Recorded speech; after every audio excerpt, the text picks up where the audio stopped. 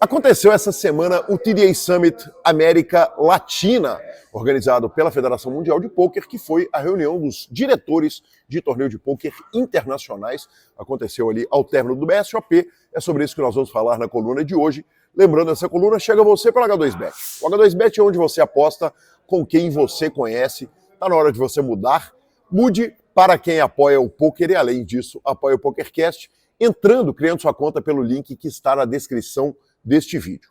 Então, o The Poker TDA WPF Continental Summit Brasil, que foi essa reunião de diretores de torneios de pôquer, organizadores de torneio de pôquer e interessados em geral, afinal de contas era um evento aberto, pago porém aberto, aconteceu no dia 1º de dezembro de 2025 no Sheraton WTC, onde aconteceu o BSOP, e a programação durou um dia inteiro. Em julho já havia acontecido uma reunião dessas lá na Ásia e agora aconteceu a versão brasileira com a presença de diversos países que eu tenho certeza estavam lá, por exemplo, Argentina, México e Paraguai. E aí você, amigo espectador, pode perguntar, mas Calil, por acaso você dirige torneio? Não, eu não dirijo torneio, mas dada a oportunidade, por dever de ofício, eu não poderia perder essa super reunião. Eu acabei ficando um dia a mais lá em São Paulo, entre o fim do BSOP, o encontro do time, e a vinda aqui para o CGP, onde eu estou gravando nesse salão maravilhoso. E eu vou te contar, eu esperava que a TDA Summit ia ser legal, mas eu não imaginei que ia ser tão maravilhosa, tão fantástica.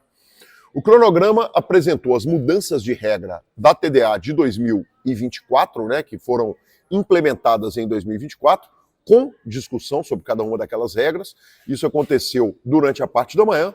A parte da tarde nós tivemos uma apresentação da PokerWeb, patrocinadora do evento, que apresentou os seus produtos. Depois tivemos um painel de debates e um workshop de análise de situações complexas. A condução do evento aconteceu pelo nosso Devanir Campos, o DC, junto com o Alberoni Castro, o Bill, presidente da Confederação Brasileira de Pôquer, lendário Roberto Soares, o carioca Bob, e o Marcos Júnior, ou seja, 4 diretores de pôquer de primeiríssima linha. Marcos Júnior, que em tantas etapas esteve com a gente aqui no Rio Grande do Sul. E as discussões foram muito legais, porque elas foram super atuais. A gente teve, por exemplo, uma discussão sobre solvers e assistência em tempo real quando utilizados na mesa. Aconteceu ali, depois da proposta da discussão, uma discussão, né? Todo mundo responde ali o que faria, e o DC termina o negócio com uma analogia maravilhosa a respeito disso, que fala sobre pessoas menores em relação ao álcool, por exemplo, num carnaval. Ele fala, olha, é uma situação seguinte, realmente não tem como a gente ver todo mundo que pode estar usando, mas quando for pego, o certo é punir, dar trabalho a quem está cometendo esse tipo de erro, quer dizer, a realmente efetivar ali a punição. Houve também uma discussão sobre microvantagens, quer dizer, tipo, o jogador atrasar para sentar, para evitar as blinds, a forma que muitas vezes os jogadores profissionais se utilizam dessas microvantagens e como puni-las, e também uma boa discussão sobre se o tempo para o jogador agir, ele é um direito do jogador ou se é um privilégio. Dando spoiler do que foi decidido lá, sim, ele é um privilégio. Ou seja, o diretor, em situações específicas, ele pode cortar o tempo de ação do jogador, por exemplo, 5 segundos a cada ação. Outra coisa muito legal que a gente teve nesse summit foram discussões de fatos reais ocorridos no poker recentemente. Um bom exemplo foi aquele do soft play no Millionaire Maker, lá na WSOP.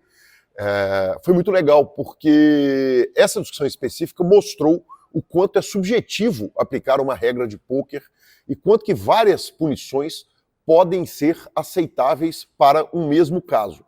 Por exemplo, a gente discutiu sobre o fato de a WSOP ter dado a segunda colocação para os 2 jogadores e tirado o bracelete. Isso seria aceitável? E todo mundo concordou que sim, que é aceitável. Mas aí, por exemplo, o DC vira e fala, e se tivesse desclassificado os 2 jogadores? A WSOP tinha o direito ou não tinha o direito de fazer isso?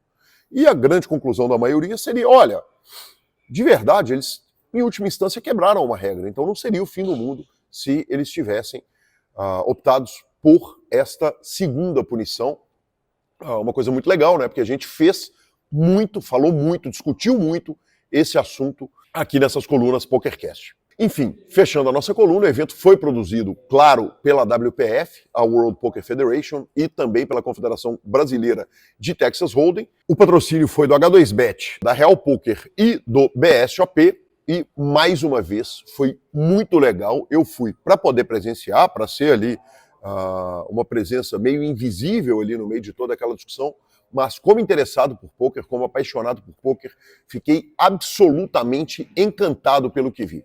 Então, parabéns aos organizadores, parabéns aos condutores e parabéns aos todos os diretores de torneio interessados que estavam ali. Tinha gente do Brasil, como eu disse, do Brasil e da América Latina inteira. Aqui eu fecho a nossa coluna, lembrando que essa coluna chega a você pela H2Bet, e no H2Bet é onde você aposta com quem você confia. Estamos em reta final do Campeonato Brasileiro, eu sei que você deve curtir uma apostinha e por que não apostar com quem apoia o poker e apoia o PokerCast? Clicando pelo nosso link, você, além de tudo, ainda apoia o nosso projeto. Vamos que vamos, te vejo na próxima coluna. Valeu!